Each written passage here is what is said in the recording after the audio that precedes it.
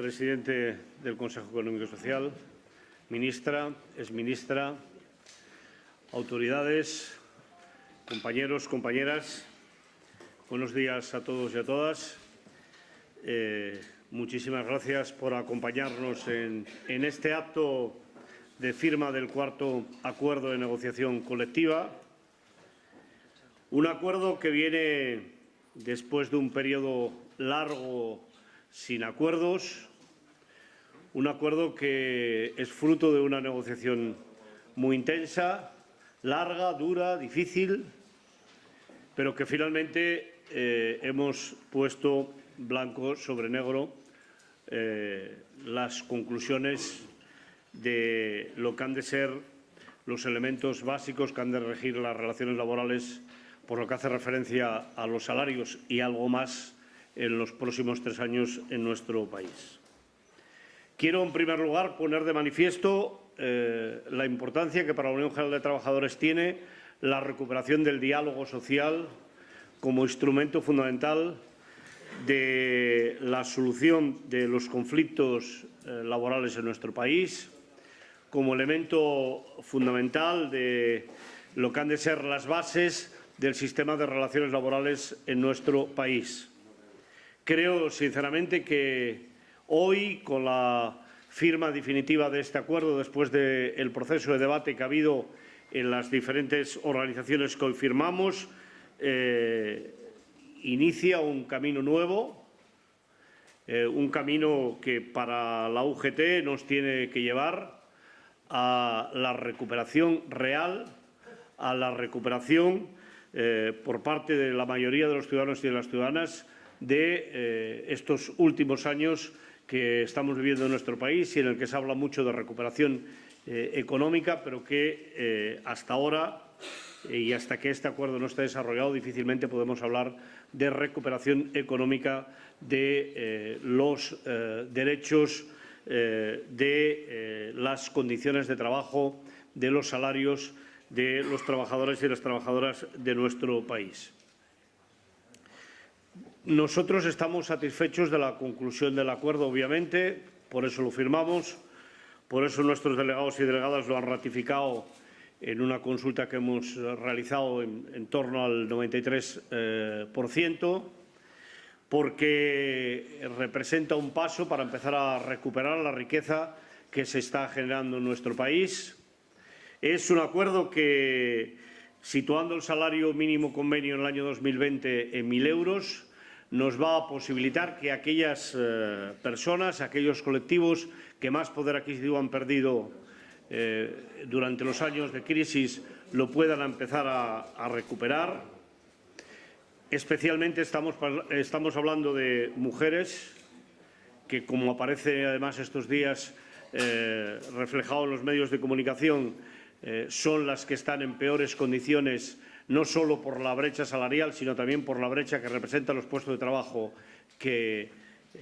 los que están trabajando en nuestro país. Estamos hablando de jóvenes y, si me permiten, quisiera incluir un elemento más que me parece muy importante, que también este acuerdo, al establecer un salario mínimo convenio, es un elemento muy importante desde el punto de vista del reequilibrio de las rentas en nuestro país. Las comunidades autónomas donde los salarios son más bajos, donde hay personas con salarios por debajo de 1.000 euros, a la vez también coinciden con aquellas comunidades autónomas donde la renta per cápita es más baja y, por tanto, también desde ese punto de vista hacemos una contribución que yo espero que pueda ser importante para el equilibrio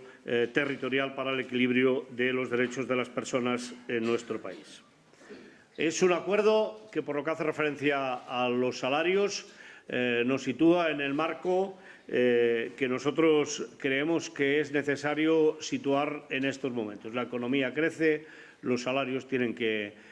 crecer. Es un acuerdo que introduce elementos que son para nosotros importantes, como es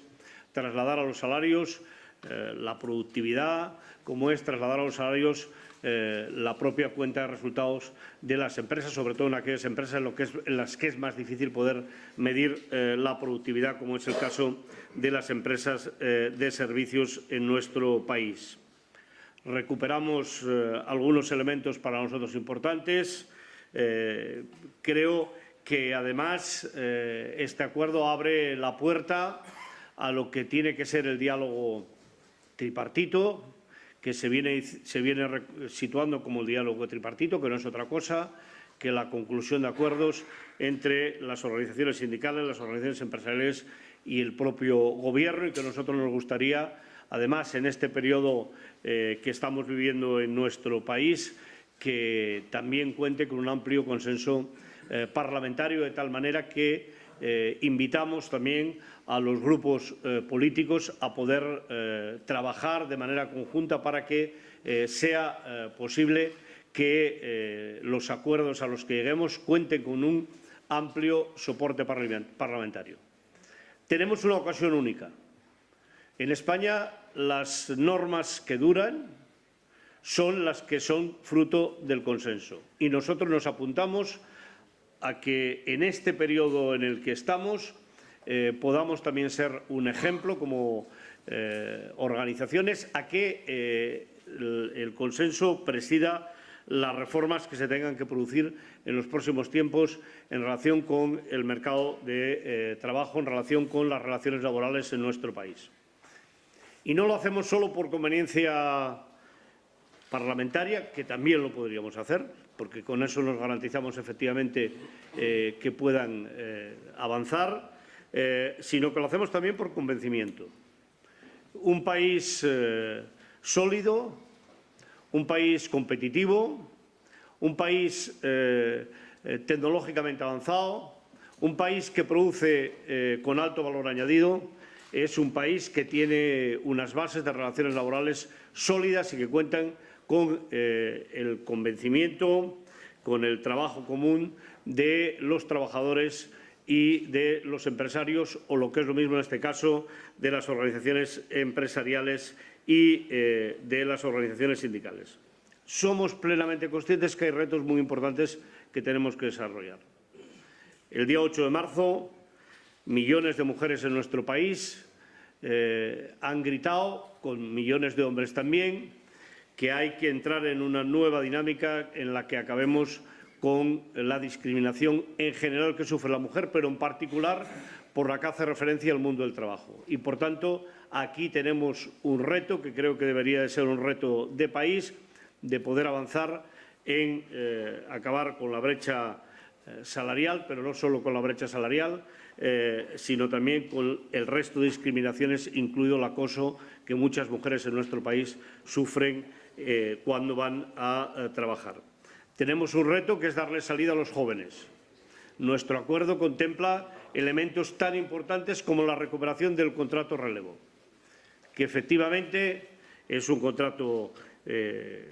que, si se mira solo desde la perspectiva de las cuentas de la Seguridad Social, seguramente que es complejo, pero que nosotros queremos que se le dé una visión que vaya mucho más allá de lo que es la contabilidad de la Seguridad Social y que se piense, por tanto, en términos de país, en términos de creación de empleo, en términos de renovación de las plantillas en nuestras empresas. Acabo diciéndoles que